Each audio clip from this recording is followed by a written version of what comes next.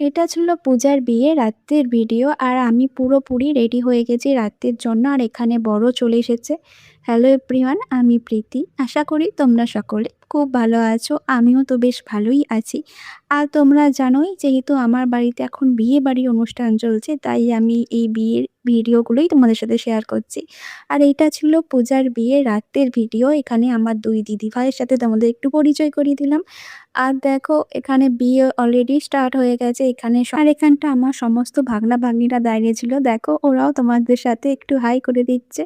আর এখানে অলরেডি পূজাকে নিয়ে চলে আসা হয়েছে। এখানে হবে শুভ দৃষ্টি।